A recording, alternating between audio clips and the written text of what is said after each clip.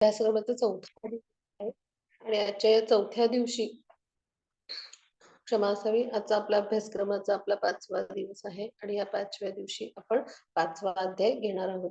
त्याचं नाव आहे काय? तर कर्मसन्यास योग किंवा थोडक्यात काय कर्मयोग म्हणायचं त्याला किंवा कृष्ण भावना भाविक असं कर्म म्हणायचं. मग हे नेमकं कशा प्रकारे कर्म करायचं तर हे आपण सगळं समजून घेणार आहोत. तर आता आपल्याला भगवंत ह्या माध्यमातून काय काय शिकवणार आहेत तर ते आपण अभ्यासणार आहोत. आता आपण पुढची स्लाइड घेऊया. हां. श्री श्री राधा गोविंद यांना आपण दंडवत प्रणाम करूया आणि आपला आजचा अभ्यास सुरुवात करूया. त्यानंतर आपले गुरु जे आहेत श्रील प्रभुपाद यांच्या चरणी आपण दंडवत प्रणाम घालूया आणि आपला आजचा अभ्यास आहे तर तो सुरुवात करूया. अध्याय चौथामध्ये आपण काय अभ्यासलं होतं तर ते आपण पटकन समजून घेऊया. अध्याय चौथामध्ये काय होतं कृष्णांच्या बद्दलचं दिव्य ज्ञान आणि त्यांचं कर्म कसं आणि मग सर्व म्हणजे मार्गांचं ध्येय किंवा वर्णाश्रम व्यवस्थेचं ध्येय म्हणजे काय कृष्ण प्राप्ती आणि कर्मयोग कसा असतो तर ते समजून घेतलं आणि मग त्यामुळं कसं की कर्माचं जे फळ आहे तर त्याचा त्याग केल्यामुळे आपल्याला दिव्य ज्ञान कसं प्राप्त होतं आणि मग पारंपरिक ज्ञान आपण गुरु परंपरेतनं कसं प्राप्त करायचं तर हे सगळं आपण चौथ्या अध्यायामध्ये अभ्यासलं होतं. आता आपण पुढे जाऊया. तर आजचा अध्याय काय आहे तर त्याचा पटकन आपण सारांश किंवा मुख्य बिंदू त्याचे समजून घेऊया.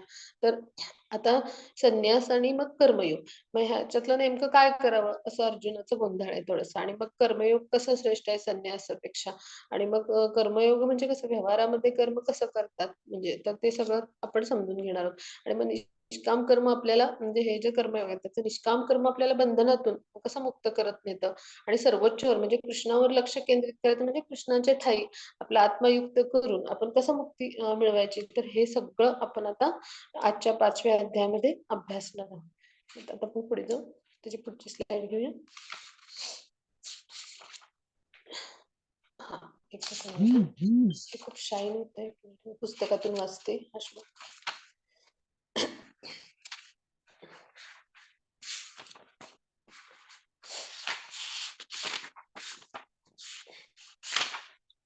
हा अर्जुन उवाच संन्यासं कर्मणा कृष्ण पुनर्योगं च संश्लेषे यच्छ्रेयेतयोरेकं तन्मे ब्रूहि सुनिश्चितं. मग इथे अर्जुन काय म्हणतो की हे कृष्ण सर्वप्रथम तुम्ही मला कर्माचा त्याग करण्यास सांगता आणि पुन्हा भक्तिमय कर्माचं प्रशंसाही करता. आता या दोहोंपैकी कोणते अधिक लाभप्रद आहे ते कृपया निश्चितपणे मला सांगा. म्हणजे काय की आता इकडे अर्जुनाचा गोंधळ झालाय बरं का.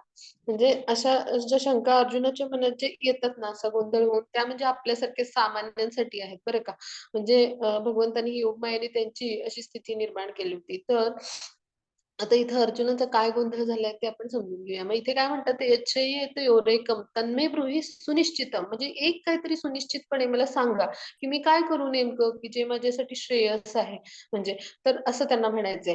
म्हणजेच काय तर आपण आता पाहिलं की आता ह्या अध्यायामध्ये भगवंत काय सांगतात की भक्तियुक्त कर्म असं आपण केलं पाहिजे. म्हणजे शुष्क मानसिक तर्कवादापेक्षा पण कधी पण म्हणजे आपण भक्ती मार्ग हा नक्कीच सोपा आहे असं भगवंतांना म्हणायचंय बरं का.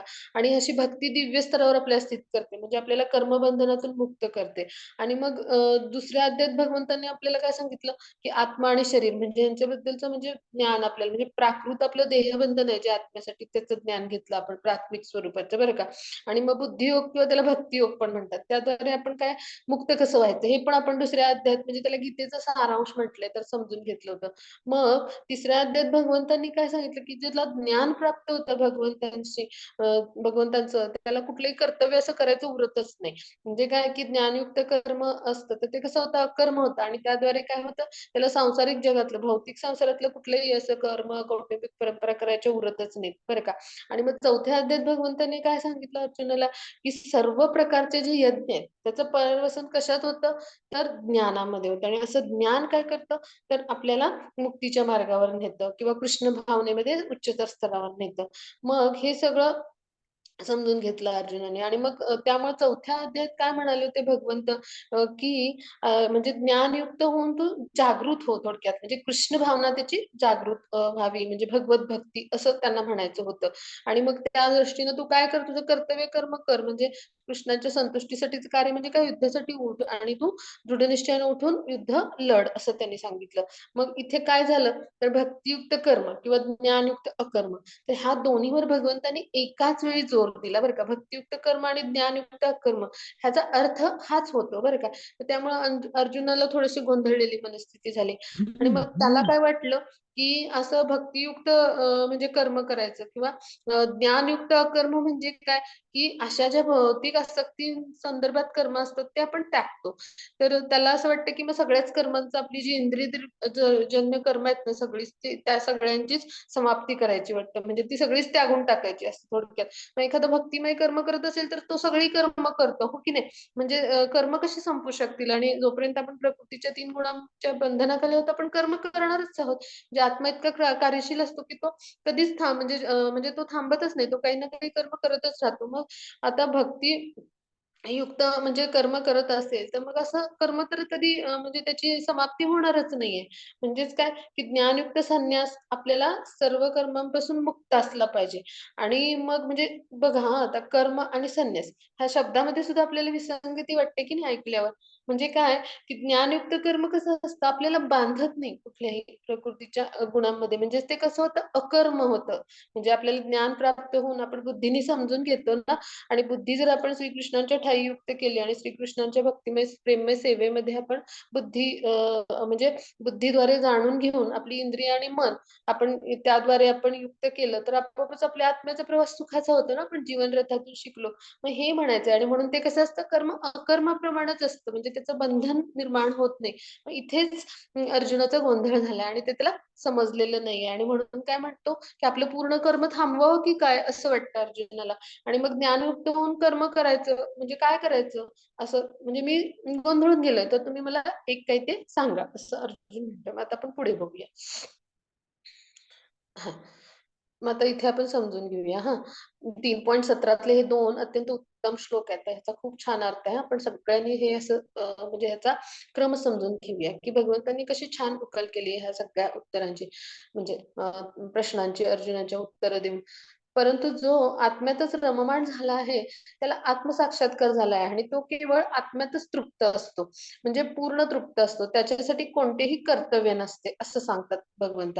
आणि मग 3.18 मध्ये काय सांगतात, की आत्मसाक्षात्कार झालेल्या मनुष्याला त्याचं विहित कर्म पार पाडण्याच्या कोणताही हेतू नसतो आणि असं कार्य न करण्याचे कोणतेही कारण नसते.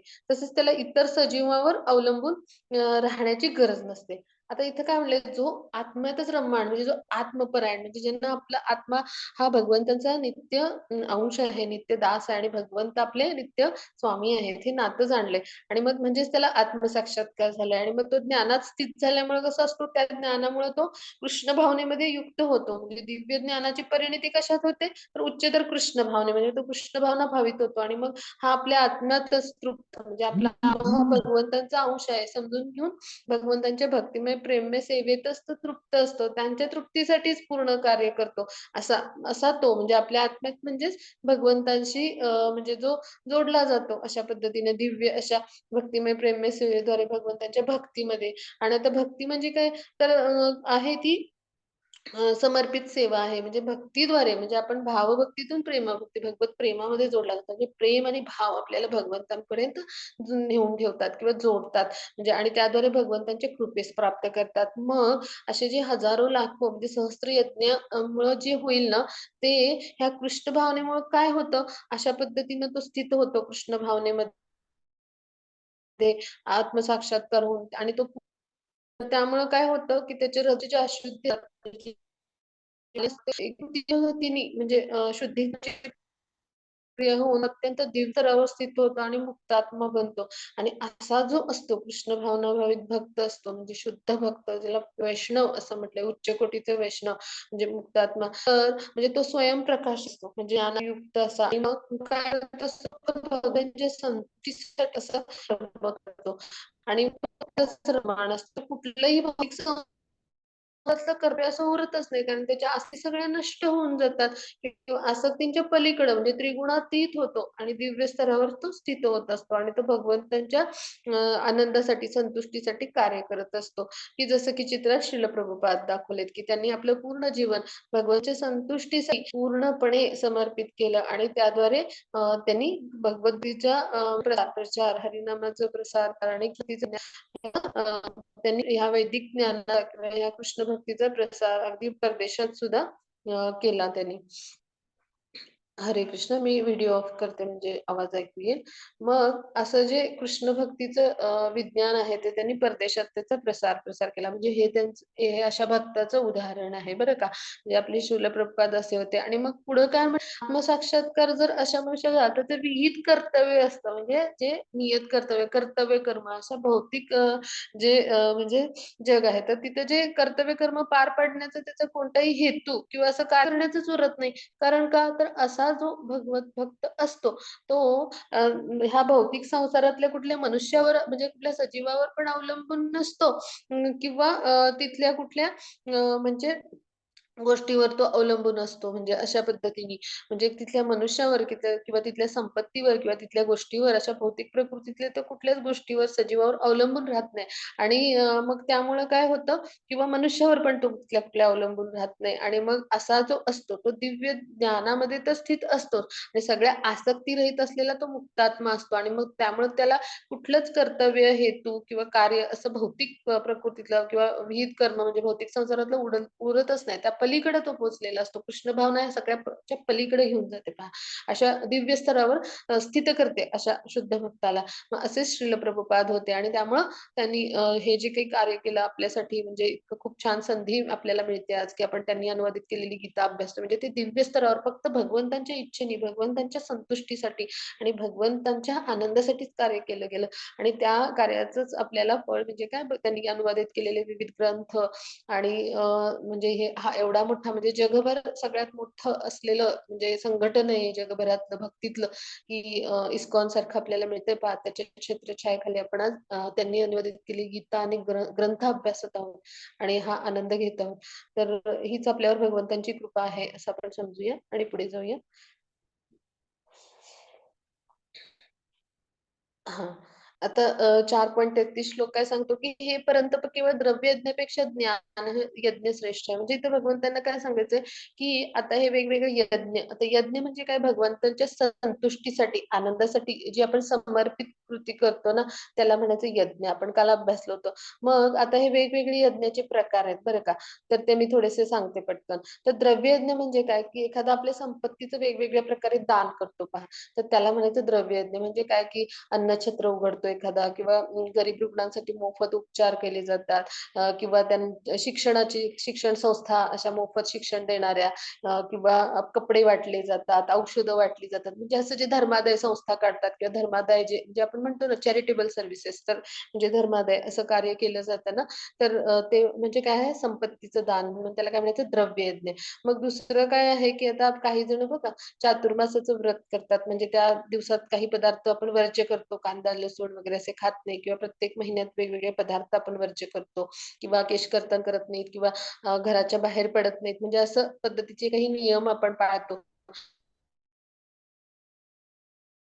ह्याला म्हणायचं काय तपयज्ञ बरं का, तपोयज्ञ आणि मग त्यानंतर माताजी ती पहिली हां, स्लाईड हां. त्यानंतर तिसरा यज्ञाचा प्रकार जो आहे तर तो माताजी ती स्लाईड ठेवा आधीची जी आहे ती. हां, ही असू दे. त्याशिवाय त्यांना समजणार नाही हा रेफरन्स द्यायचा आहे त्यांना. त्यांना लक्षात येईल त्यामुळे सर्वांना. तर मग त्यानंतर तिसरा यज्ञाचा प्रकार आहे, की जे वेगवेगळे अष्टांग योग, हठयोग त्यामध्ये योगामध्ये स्थित राहतात आणि योगाचं आचरण करतात असे लोक आणि त्या सिद्धी प्राप्त करायचा प्रयत्न करतात. तर मग त्याला काय म्हणायचं योग यज्ञ आणि त्यासाठी पवित्र ठिकाणी म्हणजे अशा ठिकाणाहून ते योगसिद्धी प्राप्त करण्याचा प्रयत्न करतात. तीर्थक्षेत्रांना भेट देतात आणि तिथं अष्टांग योगाद्वारे साधण्याचे प्रयत्न करतात. मग त्याला योग यज्ञ म्हणायचं. मग स्वाध्याय यज्ञ म्हणजे काय?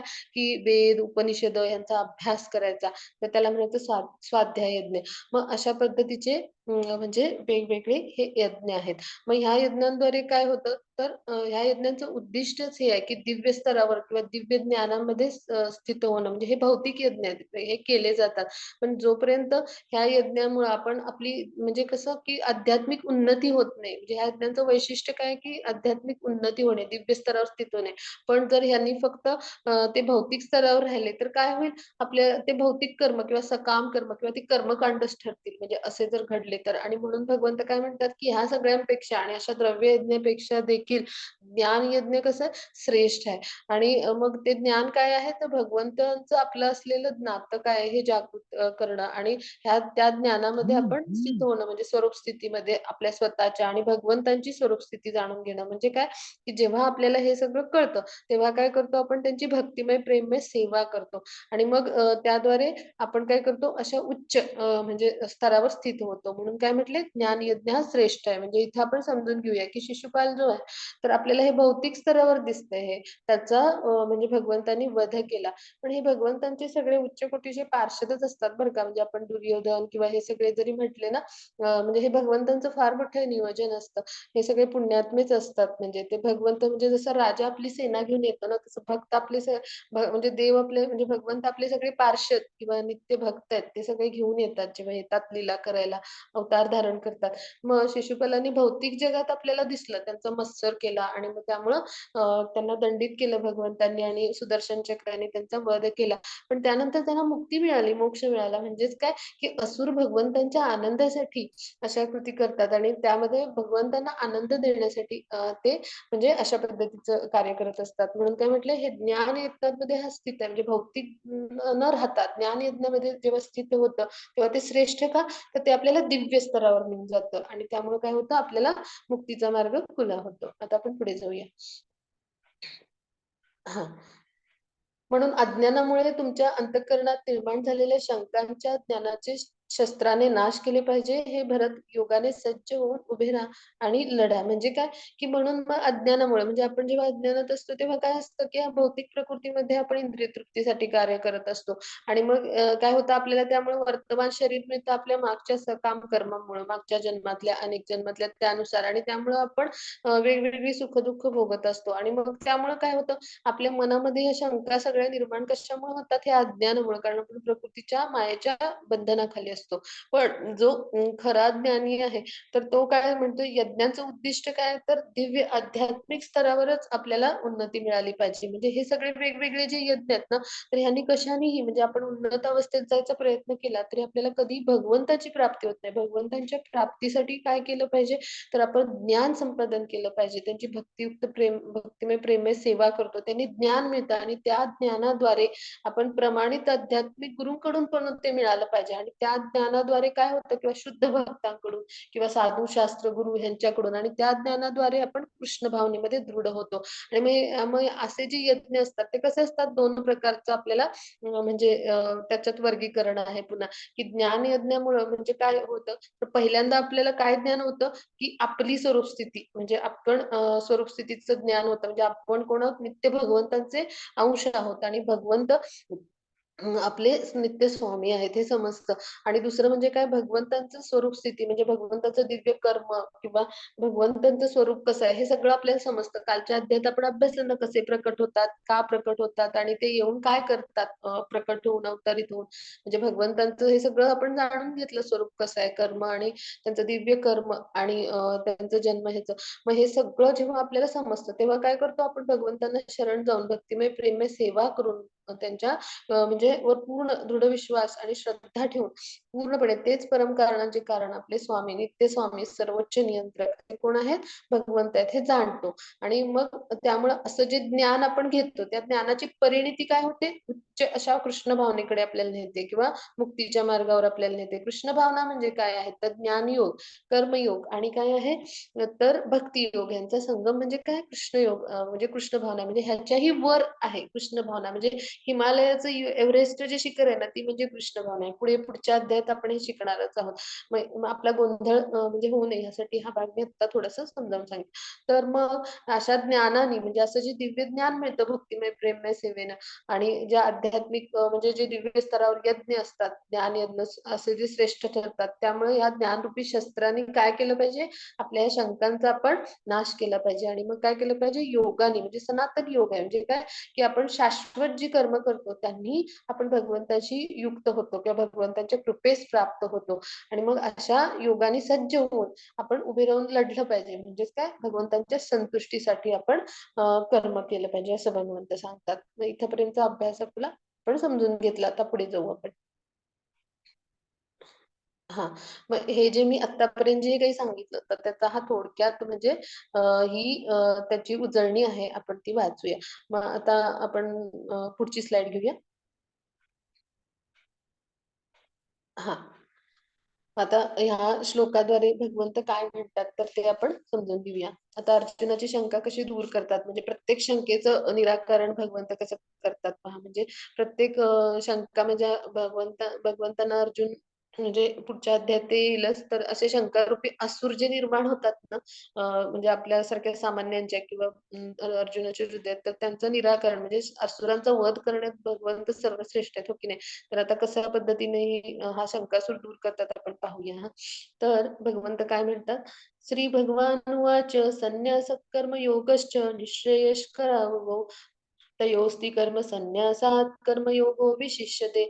श्री भगवान म्हणाले, कर्माचा संन्यास आणि भक्तिभाविक कर्म असे दोन्ही मार्ग मुक्ती देण्यास चांगले आहेत. परंतु या दोहोंपैकी भक्तियुक्त कर्म हे कर्म संन्यासापेक्षाही अधिक श्रेष्ठ आहे. म्हणजे काय? की जे भक्तियुक्त कर्म असतं ना, तर ते कर्म संन्यासापेक्षा श्रेष्ठ आहे. असं भगवंत म्हणतात म्हणजे. मग म्हणजे किंवा कर्मत्यागापेक्षा श्रेष्ठ आहे. कर्मसन्यास म्हणजेच कर्मत्याग. मग आता ते कसं आहे? तर ते आपण समजून घेऊया. म्हणजे सकाम कर्म जी असतात ना, आपण इंद्रिय तृप्तीसाठी जी कर्म करतो या संसारात, भौतिक संसारात येऊन आणि मग आपण त्यातून शारीरिक सुख किंवा भौतिक सुखाच्या स्तरावरती कर्म करत असतो. आणि त्यामुळे काय होतं आपल्याला विविध शरीरं मिळतात आणि आपलं देहांतर होत राहतं. आणि मग त्यामुळे या भौतिक बंधनात आपण सतत येत राहतो. म्हणजे जन्म मृत्यूच्या फेऱ्यात येत राहतो. मग असं जे आपलं जीवन असतं ना, तर ह्यामध्ये आपण सतत म्हणजे रममाणच राहतो म्हणजे आणि मग त्यामुळं आपल्याला अशा कार्यामध्ये का आपण गुंततो? तर आपल्याला अज्ञान असतं एक प्रकारचं. मग अशा अज्ञानी व्यक्तीला आपण म्हणजे भगवद्गीता काय सांगते? तर वासुदेवांच्या भक्तीविषयी आपलं प्रेम विकसित केलं पाहिजे. म्हणजे आपण कृष्णाविषयी प्रेम किंवा भगवत भक्ती विकसित केली पाहिजे असं म्हणतो, हो की नाही? आणि मग त्यामुळे काय होतं आपल्याला ह्या भौतिक अस्तित्वाचं जे आपलं बंधन आहे म्हणजे काय आपण 3 गुणांच्या प्रभावाखाली आहोत प्रकृतीच्या. ह्यातून आपल्याला मुक्त होण्याची एक प्रकारे संधी मिळेल, हे जेव्हा आपण समजून घेतलं. वासुदेवाविषयी किंवा कृष्णाविषयी आपण प्रेम कधी निर्माण होईल, तर त्यांच्याशी असलेला आपला शाश्वत संबंध आपल्याला समजेल. त्यावेळेला आपल्याला प्रेम वाटेल, हो की नाही? मग ही एक प्रकारची आपल्याला संधी आहे बरं का. आणि आता बघा हं, तर ज्ञान आहे हे केवळ कसं असतं, तर आपल्याला फक्त आपलं एवढंच समजलंय प्राथमिक अवस्थेतलं, की आपण भौतिक शरीर नसून आत्मा आहोत आणि आपण मग हे एवढं ज्ञान आपल्याला मुक्ती द्यायला पुरेसं नाही बरं का.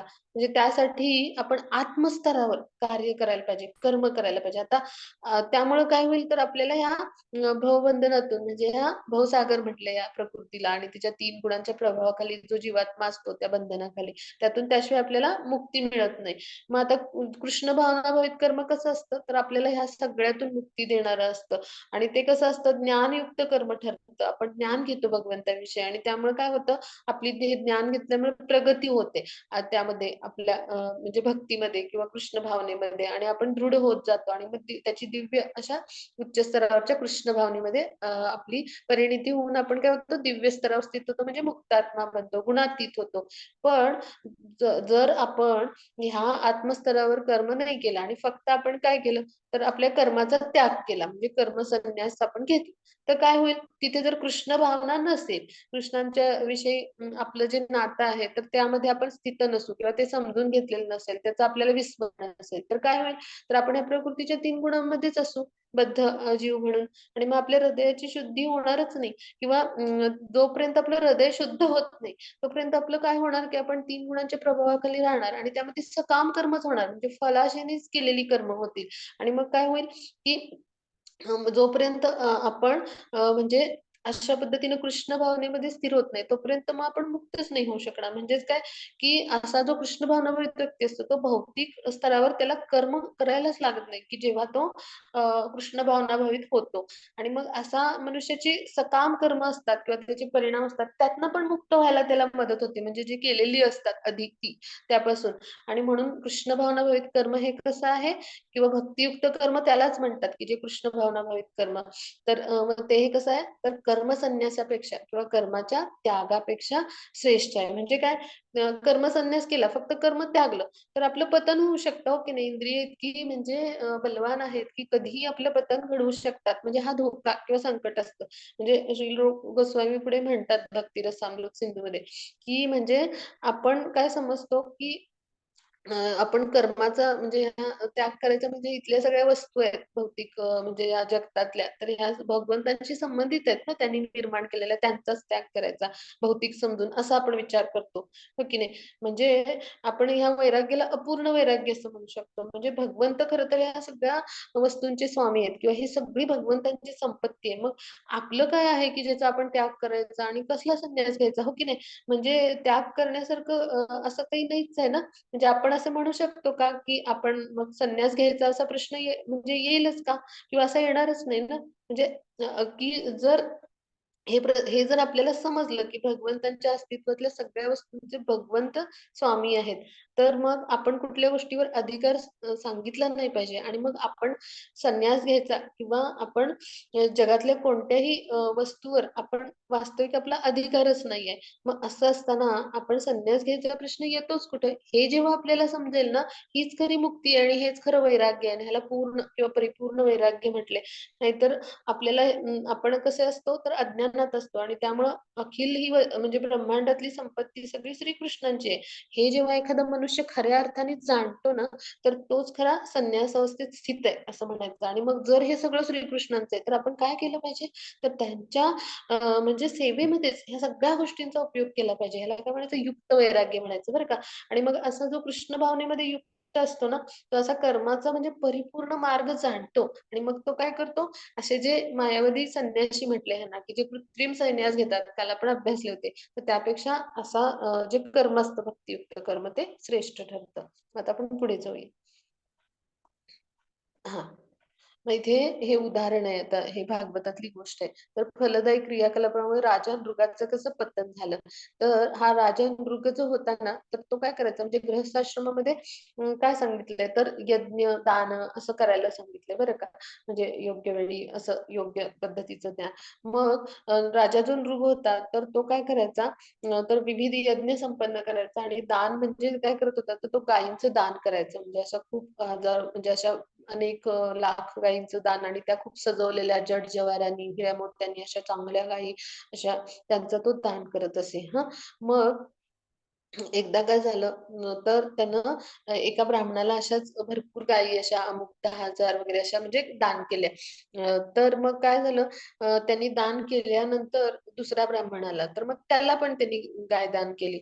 पण काय झालं, की जे एका ब्राह्मणाला दान केलेली, पहिल्या ब्राह्मणाला दान केलेली जी गाय होती ना, तर त्यांच्या कळपातून ती गाय पुन्हा आपल्या म्हणजे गोशाळेमध्ये राजाची जिथे होते तिथे आली होती ती.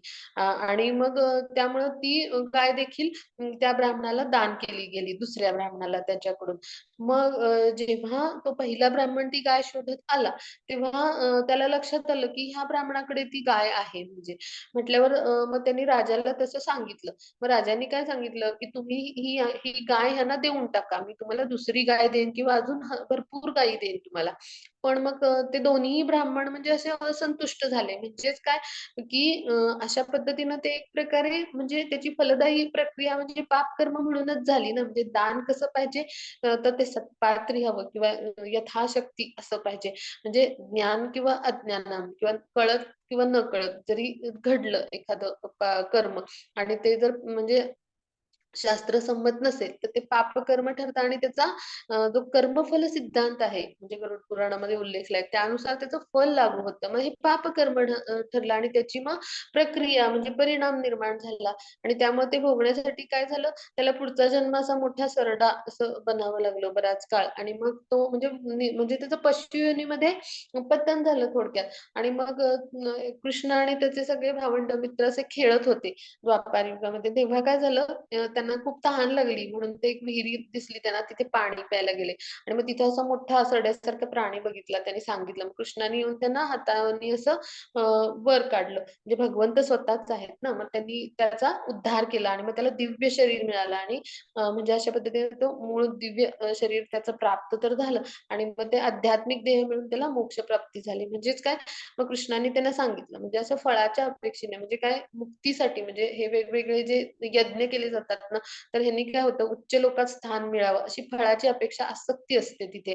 म्हणजे काय होतं आपण जे आधीपासून केलेली असतात जी काही कर्म असतात त्याचे पापकर्म त्याच्या फळांपासून आपण मुक्त होतो. अशा जे वेगवेगळे यज्ञ करतो, दान करतो त्यांनी. पण त्यामुळे काय होतं आपल्याला पुन्हा उच्च लोकात प्राप्ती होते. म्हणजे ही आसक्तीच असते एक प्रकारची आध्यात्मिक स्वर्गलोक किंवा उच्च लोकात. मग त्यामुळे काय झालं अशा फलदायी प्रक्रियेमुळं त्याला अशा पद्धतीनं फळ भोगावं लागलं. म्हणजे मग निरर्थक म्हणजे मग ही जी कबुली आहे तर ती राजा मृगाने दिली, की अशा आसक्त झाल्यामुळं त्याला हे फळ भोगायला लागलं आणि म्हणून काय भक्तिसेवा कशी आहे ही सर्वश्रेष्ठ आहे. म्हणजे काय ती आत्म्यासाठी शुभ क्रिया आहे. म्हणजे काय भक्तिसेवा जेव्हा करतो, तेव्हा अशी कुठल्याही फलाची आपण स्वतः अपेक्षा करत नाही. तर ते सगळं फळ भगवंतांना अर्पण करतो किंवा आपण भगवंतांच्या संतुष्टीसाठी कर्म ते करतो. आणि म्हणून भक्ती सेवा ही सर्वश्रेष्ठ अशी सेवा आहे आणि त्यामुळे काय होतं ते कसं होतं भक्तियुक्त कर्म म्हणजेच ते अकर्म ठरतं किंवा ज्ञानयुक्त अकर्म म्हणजेच काय तर त्यामुळे फलदायी प्रक्रिया निर्माण होत नाही. मग आता आपण पुढे जाऊ. हां. मग इथे भक्ती रसामृत सिंधूमध्ये मी जे म्हटलं होतं श्री रूप गोस्वामींनी जे म्हटलंय तर ते काय तर कृष्ण भावनारहित संन्यास म्हणजे काय आहे तर तो अपूर्ण संन्यास ठरेल. मग त्याचंच हे वर्णन केलंय. प्रपंच प्रपंचिकताय बुद्ध्या हरिसंबंधी वस्तुना मुमुक्षुवी परित्यगो वैराग्यम फलभू कथ्यते. मोक्ष प्राप्तीसाठी असुसलेले लोक जेव्हा परमात्म्याशी संबंधित गोष्टीचा त्याग करतात व असे मानतात की त्या गोष्टी भौतिक आहेत तेव्हा तो त्याग अपूर्ण म्हणजे काय हे फलभू वैराग्य झालं. म्हणजे काय की काल आपण अभ्यासलं होतं की सगळ्या वस्तूंचा भौतिक वस्तूंचा त्याग करायचा आणि प्रत्यक्षात जर आपण ते म्हणजे त्या सगळ्या भगवंतांच्याच वस्तू आहेत. आता मी जसं समजावून सांगितलं तर मग तो त्याग करण्याचा प्रश्न येतोच कुठे हो की नाही आणि त्यामुळे आपण हे जाणणं की हे सगळं भगवंतांचं आहे आणि मग भगवंतांच्या संतुष्टीसाठी आपण कार्य केलं पाहिजे. म्हणजे प्रत्येक वस्तूचे स्वामी भगवंत आहेत, प्रत्येक संपत्तीचे हे समजून घेऊन त्यांच्या सेवेमध्ये जर आपण रत झालो तर ती काय होईल कृष्ण भावनेची सर्वोच्च संसिद्धी होईल आणि आपण म्हणून काय केलं पाहिजे अशा युक्त वैराग्यामध्ये आपण स्थित झालं पाहिजे आणि तोच खरा काय आहे संन्यास आहे किंवा ती स्थिती म्हणजे काय असं जाणणारा मनुष्याची स्थिती काय आहे तो संन्यास अवस्थेत असतो. आता आपण पुढे जाऊया. हा कर्मयोग की कर्मसन्यास मग आता हे समजून घेऊया. ज्ञेय ज्ञेयस नित्य संन्यासी यो न द्वेष्टी न कांक्षती निर्द्वंद्व हि महाबाहो सुखम बंधात्म प्रमुच्यते. म्हणजे काय की जो आपल्या कर्माचा द्वेष करत नाही किंवा त्याच्या फळाची इच्छाही करत नाही तो सदैव संन्यासी समजला जातो. हे पराक्रमी अर्जुना सर्व द्वैतापासून मुक्त झालेला असा मनुष्य भौतिक बंधनावर सहज विजय मिळवून पूर्णपणे मुक्त होतो.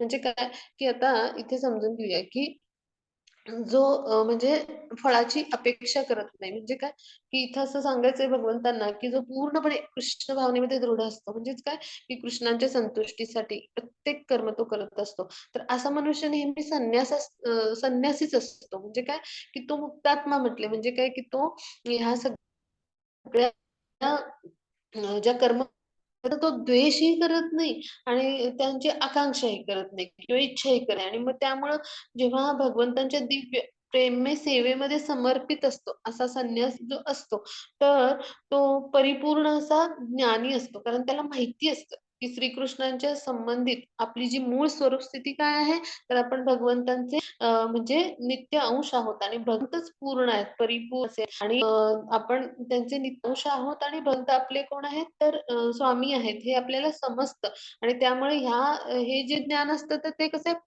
परिपूर्ण असं ज्ञान आहे.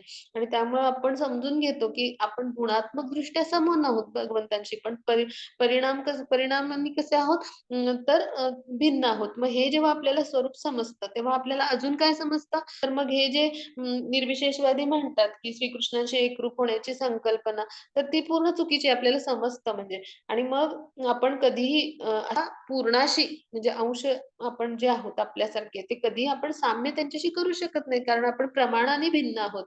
आणि मग त्यामुळे हे जेव्हा समजतं, तर ह्याला काय म्हटलंय? दिव्य असं योग्य आणि दिव्य असं ज्ञान म्हटलंय.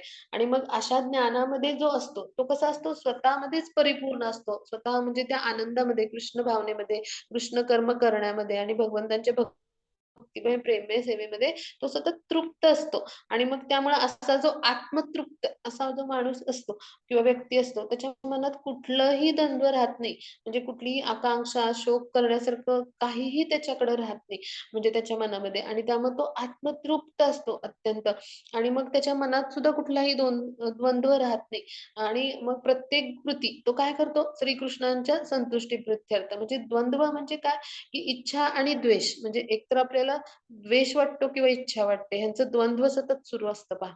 तर हे द्वंद्वातून तो पूर्ण मुक्त होतो. म्हणजे तो गुणातीत असतो त्यामुळे द्वंद्व स्थितीत तो राहतच नाही. आणि द्वंद्व स्थितीतून मुक्त झाल्यामुळे काय होतं, की तो ह्या भौतिक जगात म्हणजे ह्या प्राकृत जगात तो राहतो. पण त्याच्या प्रकृतीच्या 3 गुणांच्या बंधनावर सहज विजय मिळवून म्हणजेच काय त्याच्या पलीकडे तो जातो. आणि तो मुक्तात्मा होऊन ह्या भौतिक प्रकृतीमध्ये राहून म्हणजे तो इथे राहूनच तो मुक्त स्थितीत जीवन जगतो. म्हणजेच काय शुद्ध भक्त बनतो किंवा वैष्णव बनतो. म्हणून काय म्हटलंय?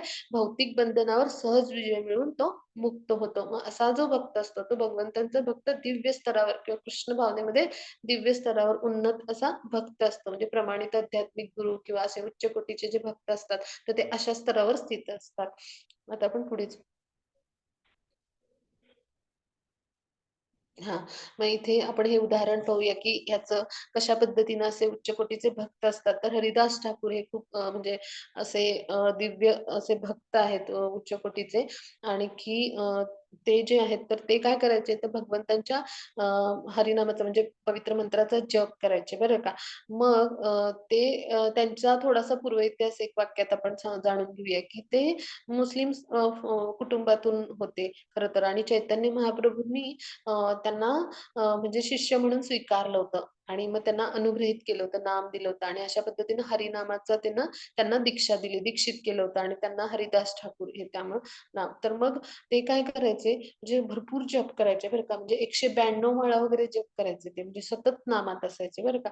मग त्यांची छोट्याशा कुटीत ते राहायचे. मग समाजातले जे असे लोक असतात ना, मत्सरी अ, किंवा दंभी, तर त्यांना पोटशूळ असा निर्माण झाला. म्हणजे इतकं कसं म्हणजे त्यांना विचलित करण्यासाठी त्यांनी काय केलं, म्हणजे त्यांना खूप त्रास दिला गेला. म्हणजे त्यांचं खूप छान कथा म्हणजे त्यांचं जीवनचरित्र आहे. आपण वाचलं तर लक्षात येईल. म्हणजे त्यांना भक्तीपासून किंवा भक्ती मार्गापासून विचलित करण्यासाठी त्यांना भरपूर छळ करण्यात आला, त्रास दिला गेला.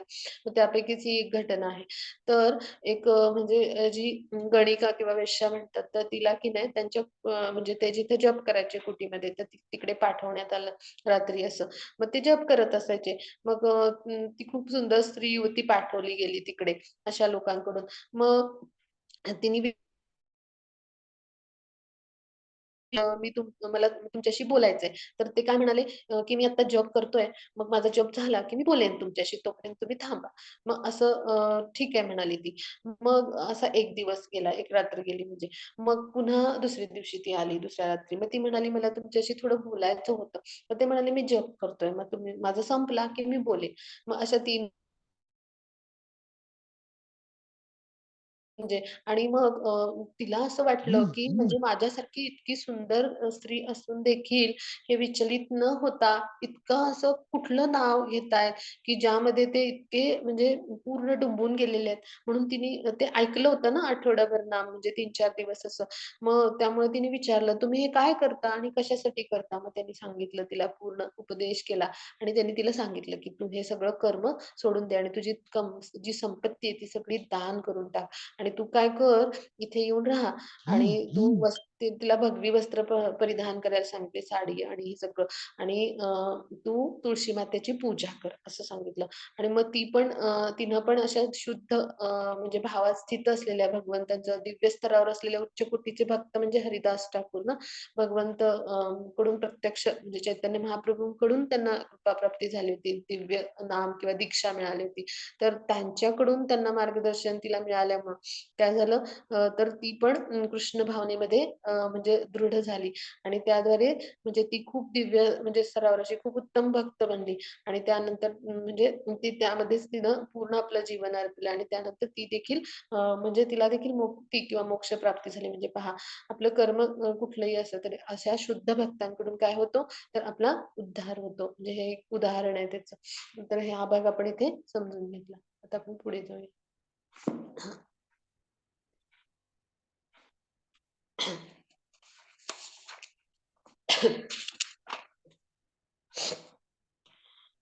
ब्रह्मणाधाय कर्माणि सङ्गं त्यक्त्वा करोति या लिप्यतेन स पापेन पद्मपत्रमिवाम्भसा. कर्मफळ भगवंतांना समर्पित करून आसक्ती न ठेवता आपले कर्म करणारा साधक कमलपत्र पाण्याने स्पर्शिले जात नाही, तद्वत पापाने प्रभावित होत नाही.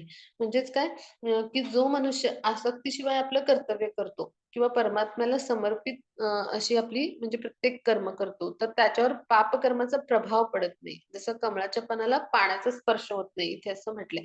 म्हणजे काय की आता आपण जेव्हा भौतिक प्रकृतीमध्ये येतो, तर तेव्हा काय होतं, तर आपण 3 गुणांचं जे प्रकटीकरण असतं, तर त्याच्या प्रभावाखाली आलेलो असतो या भौतिक जगामध्ये.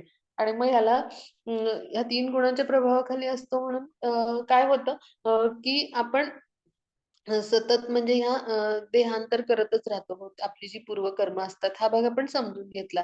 मग ईशोपनिषदमध्ये काय सांगितलंय, की प्रत्येक गोष्ट ही श्रीकृष्णांशी संबंधित आहेत आणि ती म्हणजे प्रत्येक गोष्टीचे स्वामी भगवंत आहेत. म्हणजे ही वेगवेगळी जी मांडुक्य उपनिषद किंवा मुंडक उपनिषद असं ईशोपनिषद ही उपनिषदांमध्ये म्हणजे काय सांगितलं गेलं तर भगवंत कसे सगळ्यांचे स्वामी आहेत किंवा सगळ्यांचे म्हणजे भगवंतच कसे सर्व वस्तूंचे कारण आहेत आणि अखिल ब्रह्मांडांचे स्वामी आहेत हे सांगितलंय. मग ह्याचा उपयोग त्यामुळे काय केला पाहिजे भगवत सेवेमध्येच केला पाहिजे. मग जेव्हा हे आपल्यासारखा एखादा मनुष्य बुद्धीने जाणतो पूर्णतः, तर तो काय करतो, मग तो पुण्य किंवा पाप होईल असं कोणतंच म्हणजे कर्म करत नाही. म्हणजे काय, की तो भगवंतांची भक्तिमय, प्रेममय अशी सेवा करतो किंवा अशा पद्धतीनं भक्तिमय, प्रेममय सेवेमध्ये तो स्थित होतो. म्हणजे तो काय करतो, की अशा पद्धतीचं कर्म करतो, की ज्यामुळं पाप आणि पुण्य असं कुठलीही फलदायी प्रक्रिया निर्माण होत नाही आणि असं कर्म म्हणजे काय, तर म्हणजे कृष्ण कर्म किंवा कृष्णांच्या संतुष्टीसाठी केलेलं कर्म. मग विशिष्ट प्रकारचं कर्म करण्यासाठी भगवंतांनी त्याला आपल्याला जे शरीर दिलंय, तर त्या शरीराचा सुद्धा तो काय करतो, कृष्ण भावनेसाठी उपयोग करतो आणि मग त्यामुळं काय करतो, ती भक्तिमय, प्रेममय अशी सेवा होते बरं का.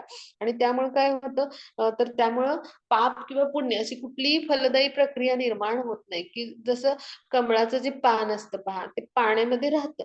पण त्यामुळे ते ओलं होत नाही ना. मग तसंच अगदी आपल्याला वर्तमान जे शरीर मिळालंय, तर त्यामुळे आपण कुठल्याही म्हणजे पाप कर्म किंवा पुण्यकर्म म्हणजे कुठल्याही फलदायी परिणाम जे आहेत ना, तर ते आपल्याला भौतिक प्रकृतीच्या 3 गुणामध्ये बांधणारे असतात. म्हणजे आपण पुण्यकर्म जी करतो त्यामुळे आपल्याला उच्च लोकात स्थान मिळतं. पण तिथलं पुण्य क्षीण झालं, की पुन्हा आपल्याला पृथ्वी लोकात किंवा ह्याला मर्त्य लोक म्हणतात. तर इथे येऊन पुन्हा आपल्याला कर्म करावं लागतं.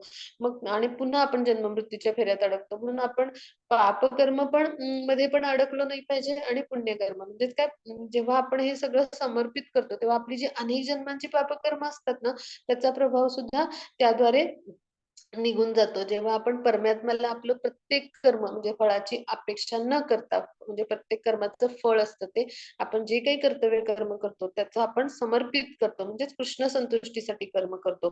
तर त्यामुळे त्याच्यावर पापकर्माचा कुठला प्रभाव पडत नाही आणि जी अनेक जन्मांची पापकर्म असतात तर ती देखील काय होतात म्हणजे ती देखील त्याचा जो प्रभाव असतो तो देखील निघून जातो म्हणजे थोडक्यात आणि त्यामुळे आपलं कर्म कसं होतं तर ते कृष्ण भावना भावित कर्म होतं आणि वर्तमान शरीरामध्ये आपण ह्या वर्तमान शरीर आहे तर ह्याच्यामध्ये स्थित असून आपण कोण आहोत जीवात्मा आहोत असं असून देखील आपण ह्या सगळ्या कल्मशांपासून भौतिक कल्मशांपासून कसे अतीत किंवा दूर राहतो आणि म्हणून भगवंत काय म्हणतात सर्व कर्म मला समर्पित कर म्हणजे त्याचा निष्कर्ष काय समजायचं आपण की कृष्ण भावना रहित असलेला जो मनुष्य आहे, तो भौतिक शरीर इंद्रिय यांच्या संकल्पनेवर आधारितच कर्म करत असतो पहा.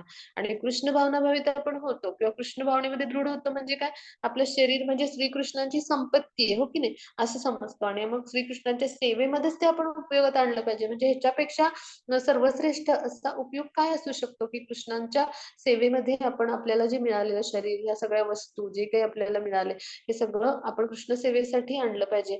अशा ज्ञानाने जेव्हा आपण युक्त होतो, तेव्हा त्याला काय म्हटले, की असा जो मनुष्य असतो तो पाण्यात जे कमळाचं फूल असतं, त्याचं जे पान असतं, तर ते कसं पाण्याने ओलं होत नाही, अशा पद्धतीने भौतिक प्रकृतीमध्ये राहून कर्म करतो. म्हणजेच त्याच्यावर प्रभाव पडत नाही अशा कुठल्याही भौतिक कल्मशाचा. म्हणजेच तो मुक्तात्मा राहून अशा कल्मशांपासून दूर राहून कृष्ण भावनेमध्ये दृढ होत, उच्च दिव्य स्तरावर दृढ होत कर्म करतो. आता आपण पुढे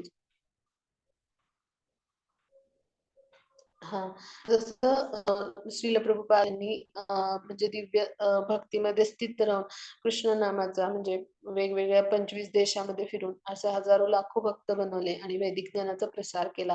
मग हे त्याचंच उदाहरण आहे, की म्हणजे सगळ्या प्रकारचे म्हणजे अगदी गुन्हेगार किंवा असे कैदी सुद्धा म्हणजे म्हणजे बनलेले आहेत. असे अनेक उदाहरण आहेत. म्हणजे असे अनेक भक्त आहेत म्हणजे की ज्यांनी जे दीक्षित झाले किंवा ज्यांनी म्हणजे दीक्षित होऊन वेगवेगळ्या भक्तिसेवा साधना दिल्या आणि ते चांगल्या म्हणजे उत्तम कोटीचे असे भक्त बनले.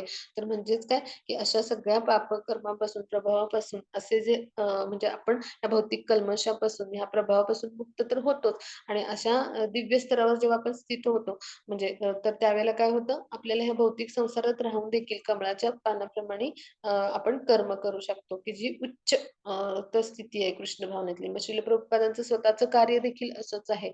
आणि त्याचबरोबर त्यांनी असे असे अनेक शिष्य निर्माण केले, की ज्यांनी जे अशा पद्धतीने कृष्ण भावनेमध्ये दृढ झाले. आता आपण पुढे बघूया.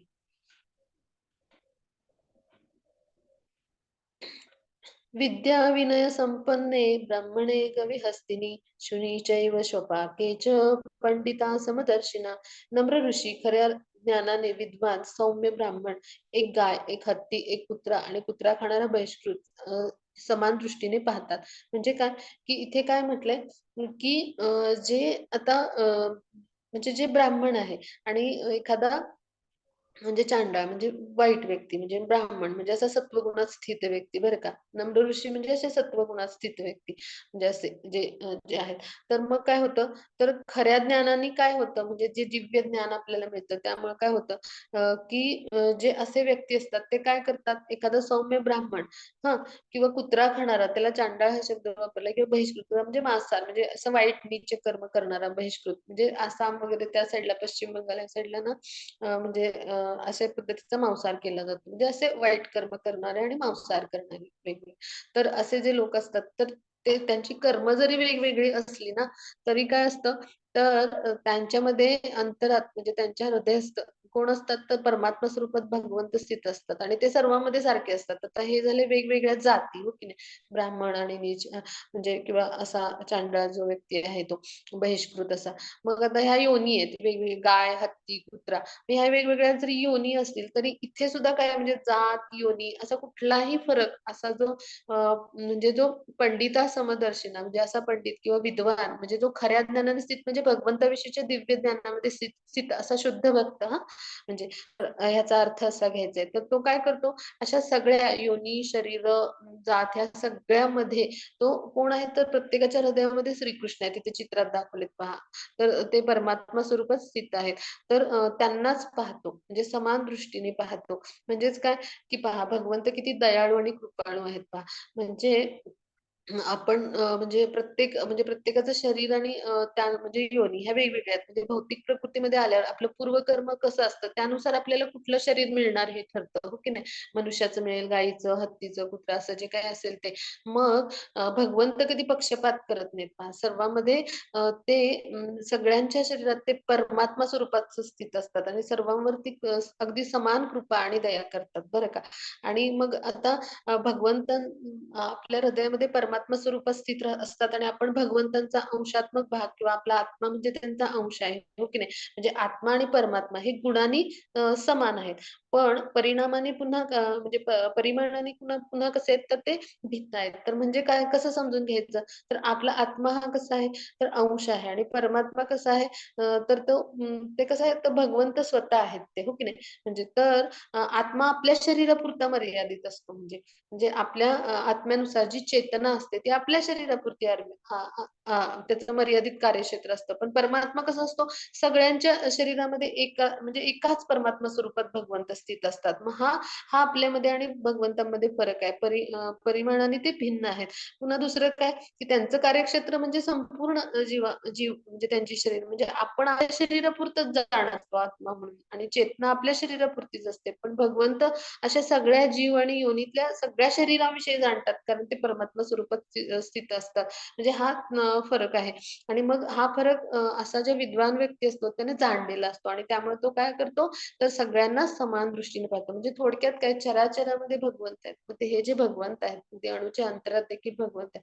मग हे जे भगवंत आहेत ते पाहण्याची दृष्टी त्याला येते आणि ती कधी येते शुद्ध सत्वगुणामध्ये किंवा वैष्णव जेव्हा तो बनतो असं त्याला म्हटलंय खऱ्या ज्ञानाने स्थित असा विद्वान व्यक्ती. तर तो मग असं सगळ्यांना समदृष्टीने पाहतो. मग आपल्याला प्रश्न पडेल ना आपल्याला का दिसत नाही, आपण का पाहू शकत नाही, हो की नाही? मनात येईल ना? तर आपण ह्या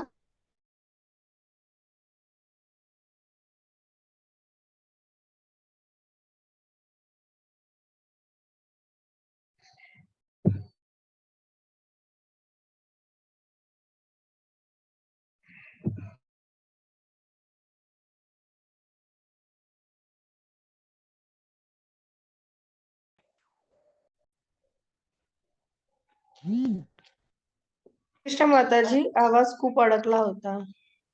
हरे कृष्ण. अशा पद्धतीने आपण काय करतो, की आपण जेव्हा भक्तिमय प्रेममय सेवा करतो ना आणि हळू-हळू म्हणजे नवविधा भक्तीद्वारे प्रयत्न करतो ना, तर आपण ह्या आपल्यावरच्या ह्या सगळ्या ज्या अशुद्धी आहेत ना हृदयावरच्या आणि आपण पाहिलं की कामाची आवरण आहेत काल अभ्यासली, तर हळू ती निघत जातात. हळू नष्ट होत जातात आणि ही शुद्धीकरणाची प्रक्रियाच आहे. मग कृष्ण भावना म्हणजे आणि मग आपल्याला ही दृष्टी येते. म्हणजे आपल्याला जे म्हणतात ना ज्ञानाचे चक्षु, दिव्य ज्ञानाचे ते तेव्हा म्हणजे तेव्हा आपल्याला हे प्रदान होतात हळू आणि जेव्हा शुद्ध सत्वगुणामध्ये म्हणजे स्थित होतं आपण म्हणजे सत्वगुणात सुद्धा आपल्याला बांधणार असतं. तर शुद्ध सत्वगुणामध्ये स्थित झाल्यावर मग काय होतं, तर मग आपल्याला अशा पद्धतीने सर्वांमध्ये भगवंतांना पाहता येतं. म्हणजे आपण कसे आहेत अपूर्ण इंद्रिय आहेत आणि त्याद्वारे आपली दृष्टी कशी आहे, तर दोषयुक्त आहे.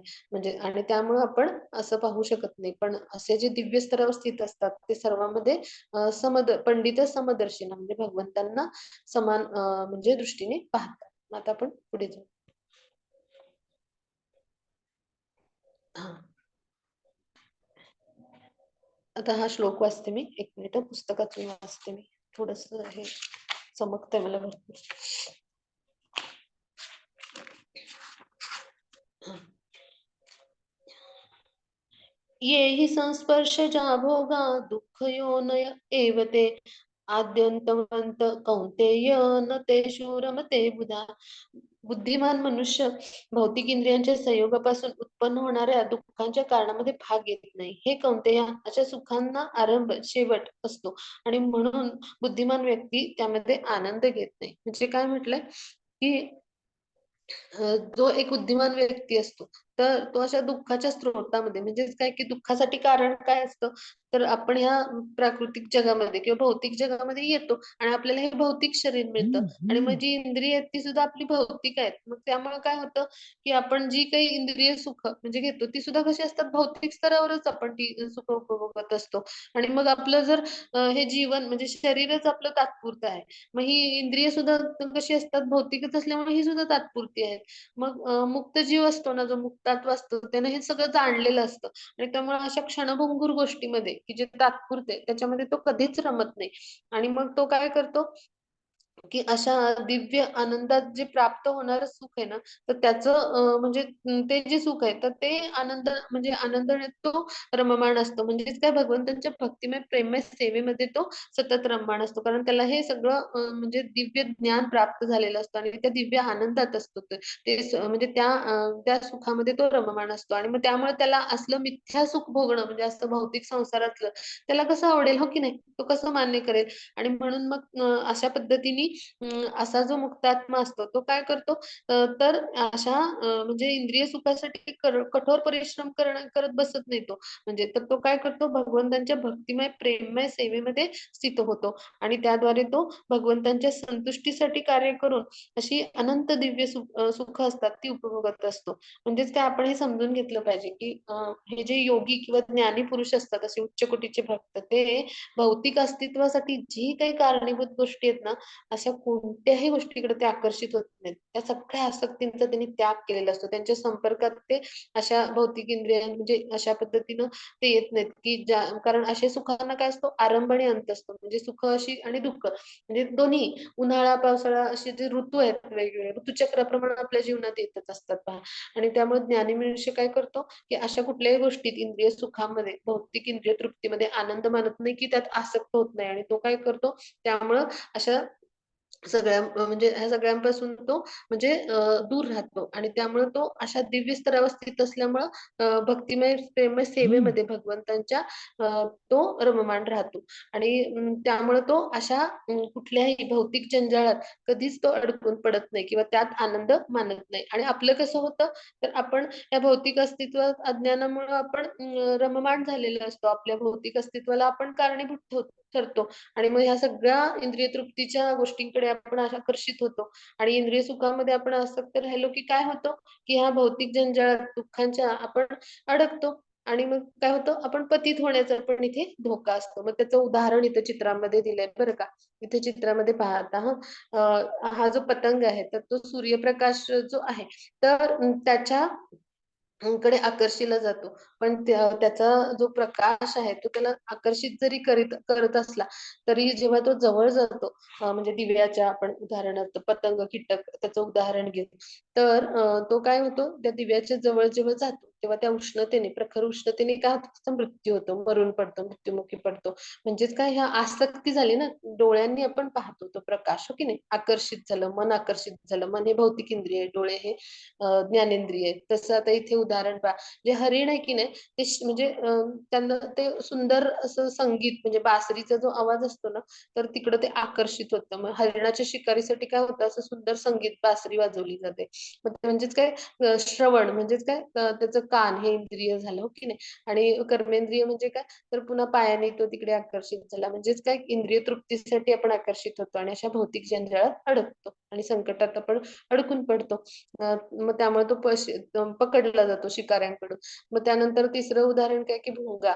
कमळामध्ये काय करतो, त्या कमळाच्या सुंदर सुवासामध्ये म्हणजे कडे आकर्षित होतो. म्हणजे काय आपलं नाक हे झालं बघा ज्ञानेंद्रिय आणि त्यामुळे तो तिकडे गेला कर्मेंद्रिय उडत गेला पंखांनी म्हणजे ते त्याची कर्मेंद्रिय झाली. पंख आपले जसे हात पाय तसे पंखांनी उडत गेला, हो की नाही?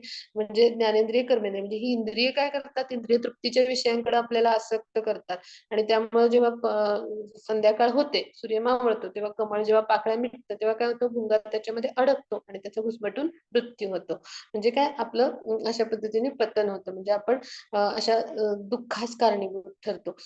त्यानंतर हा जो मासा आहे, तर त्याच्यासाठी काय मांसाचा तुकडा किंवा असा खाद्यपदार्थ टांगलेला असतो पहा. मासा अडकण्यासाठी जाळ्यामध्ये आपण म्हणतो ना, गळामध्ये अडकला. तर त्यामुळे काय होतं, तो संकटात सापडतो आणि अशा पद्धतीने म्हणजे त्याचं पतन होतं. म्हणजे काय होतं मासा मग त्याला त्याचा म्हणजे म्हणजे साठी उपयोग आहे. म्हणजे काय जेवढा थंडीत जाऊ की नाही, मग पुन्हा शरीरामधलं त्याचं जेवढं काही मान आहे ते पूर्ण भोगून पूर्ण करावे लागेल. म्हणजे तो आत्मा म्हणून त्याला जे काय आहे ती पशुयोनी म्हणजे भोग योनी केल्यावर पुन्हा त्याला पुढच्या योनीमध्ये स्थान मिळेल.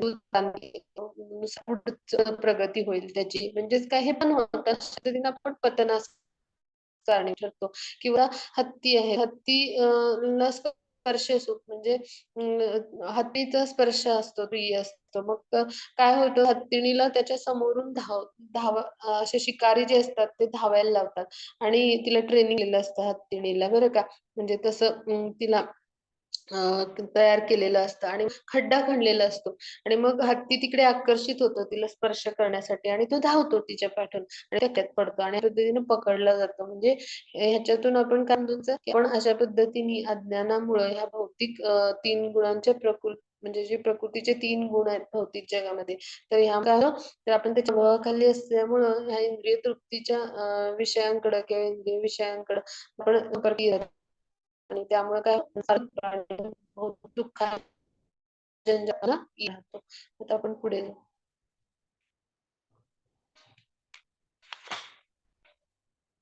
मग त्याची पुढचा श्लोक घेऊया.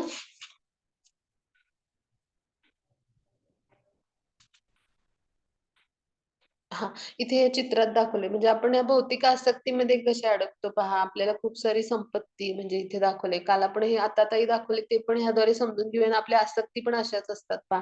तर मग खूप सारी संपत्ती हवी वाटतं म्हणजे एखादी संपत्ती हडणारा हा पण आत्ताताईच असतो बरं का.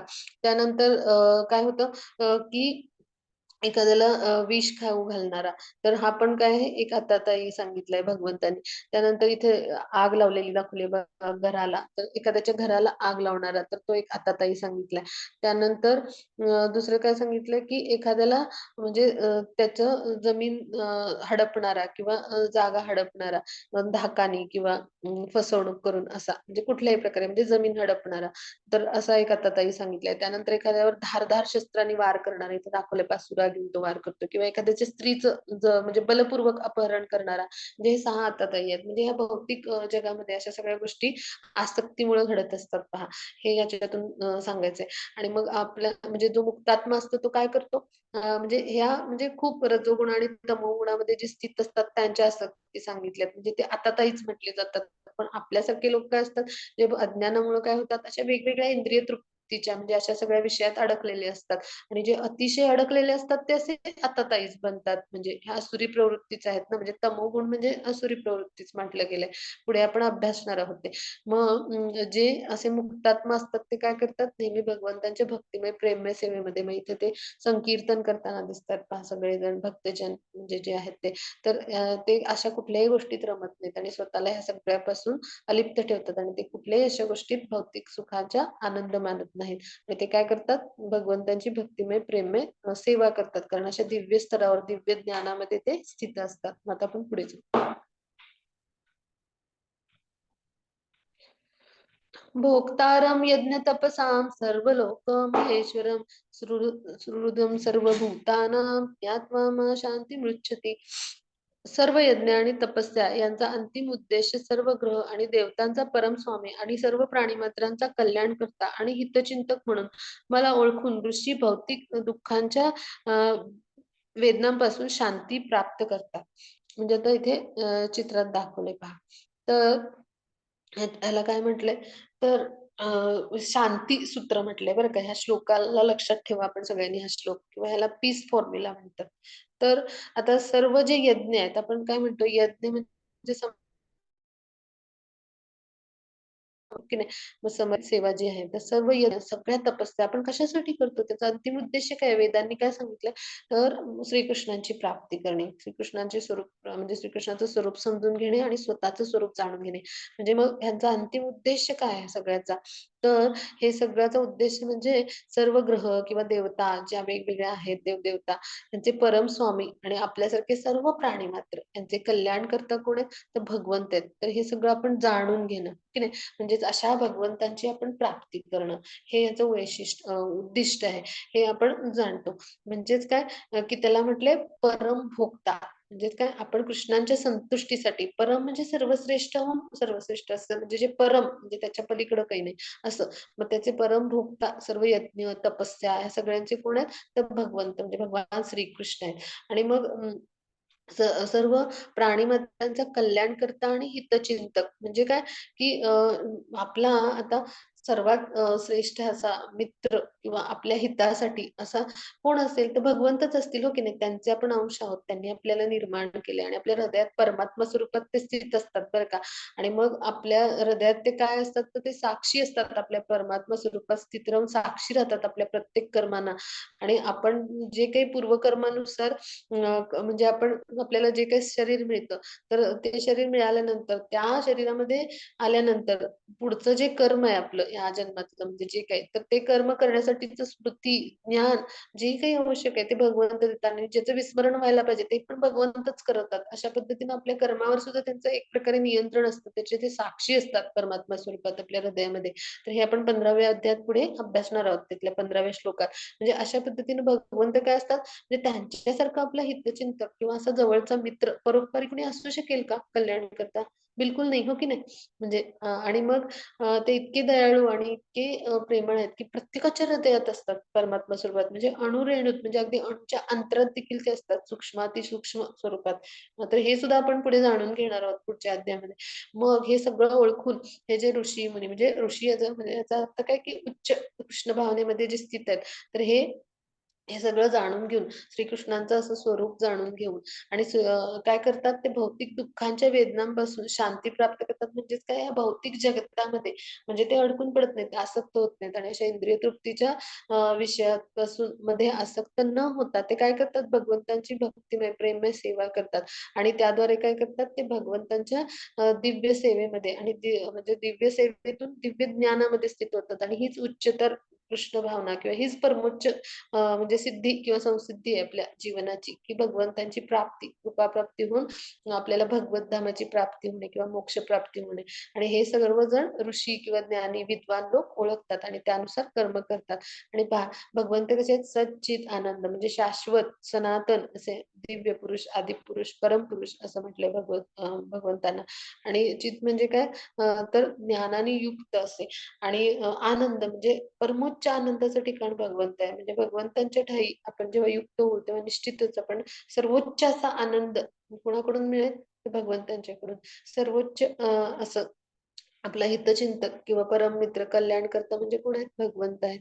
आणि सगळ्या यज्ञ, तपस्या हे जे काही आपण आता भक्तिसेवा, भक्तिसाधना हे कोणाच्यासाठी करतो? कृष्णाच्या संतुष्टीसाठी किंवा आपलं प्रत्येक कर्म कृष्णांच्या संतुष्टीसाठी करतो. तर मग त्यामुळे या सगळ्याचे कोण भोक्ता कोण आहेत? भोक्तारम यज्ञ तपसा सर्व लोक महेश्वर म्हणजे सर्व लोकांचे ईश्वर असे कोण आहेत? भगवंत आहेत. म्हणजे अगदी ब्रह्माजींना सुद्धा भगवंतांनी निर्माण केलं. त्यांच्या नाभीतून जे कमळ आहे आलं, तर त्याच्यातून म्हणजे ब्रह्माजी निर्माण झाले आणि ब्रह्माजींच्या कपाळातून शिवजी निर्माण झाले. आणि आपण सगळे जीवात्मे, आपण भगवंतांचे गौण अंश आहोत. आणि हे सगळे देव-देवता हे सुद्धा भगवंतांचे आपल्यासारखेच अंश आहेत. म्हणजे बद्ध जीव आहेत. म्हणजे हे सगळं जे काही आहे ते चर, अचर हे सगळं भगवंतांनी निर्माण केलंय. हे जेव्हा आपण जाणतो, तेव्हा आपण या सगळ्या दुःखदायी वेदनांपासून म्हणजे अलिप्त होतो. यामध्ये आसक्त होत नाही या भौतिक जगामध्ये आणि त्याद्वारे आपण दिव्य अशा ज्ञानामध्ये स्थित होऊन कृष्णांच्या संतुष्टीसाठी, भगवंतांच्या संतुष्टीसाठीच कर्म करतो आणि त्याद्वारे आपण शांती प्राप्त करतो. मग ह्याला काय म्हणायचं? शांती सूत्र किंवा पीस फॉर्म्युला. जसं ह्या गोपीजन होते, ते भगवंतांच्या संतुष्टीसाठी प्रत्येक वेळी भगवंतांना कसं म्हणजे जेव्हा ते मनुष्य रूपात आले, तेव्हा त्यांच्या आनंदासाठी मला कसं कर्म करता येईल, अशा पद्धतीने ते विचार करायचे गोपीजन सगळे आणि त्याद्वारे त्यांना आनंद देण्याचा प्रयत्न केला आणि त्यामुळे ते अशा दिव्य स्तरावर स्थित झाले. म्हणजे ते उच्च कोटीचे पुण्यात्मे तर होतेच, पण मनुष्य अवतारात जेव्हा ते आले, तेव्हा सुद्धा त्यांनी भगवंतांच्या संतुष्टीसाठीच कार्य केले पहा. मग असे जे भगवंत आहेत, तर त्यांच्या साठी आपण हे कार्य केलं पाहिजे किंवा त्यांच्या संतुष्टीसाठी म्हणजे हे कर्मयुगाचं काय व्यावहारिक म्हणजे कशा पद्धतीने आचरण केलं पाहिजे, हे आपण या अध्यायातनं अभ्यासलं. म्हणजे हे याचं सार आहे. आणि मग दिव्य कृष्ण भावना काय आहे?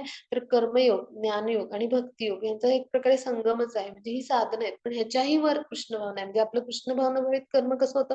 आपण जेव्हा कर्म म्हणजे बुद्धीने आपण जाणतो म्हणजे ज्ञान योगाद्वारे, की भगवंत हे आपले नित्य स्वामी आहेत आणि आपण त्यांचे नित्य दास किंवा अंश आहोत. हे आपण ज्ञान संपादन केलं म्हणून तो ज्ञानयोग बनतो आणि आपण मग त्याद्वारे आपलं कर्म कसं करायचं हे जाणतो बुद्धीने. म्हणून त्याला बुद्धियोग किंवा भक्तियोग आणि मग भक्तिमय, प्रेममय सेवा करतो आपण. आणि मग कर्म जेव्हा करत असतो तर त्या कर्माच्या फळावर आपण आसक्त होत नाही आणि ते फळ भगवंतांच्या त्या फळाची आसक्ती त्यागतो किंवा मग ते कर्मच आपण भगवंतांच्या संतुष्टीसाठी करतो, कृष्णाच्या संतुष्टी ह्यालाच म्हणायचं निष्काम कर्म किंवा कर्मयोगाचं प्रात्यक्षिक किंवा व्यवहारातलं आचरण. मग असं जेव्हा घडतं तेव्हा निश्चितच आपल्याला शांती प्राप्त होते. म्हणून कोण आहेत भगवंत? भोक्तारम सर्व तपसा सर्व लोक महेश्वरम श्रुतम सर्वभूतानां ज्ञात्वा शांती मृच्छती, अशी आपल्याला परमोच्च शांती अशी भगवंतांच्या कृपेमुळे प्राप्त होते. इथे हा अध्याय झाला. कोणाला काही शंका असतील तर विचारूया.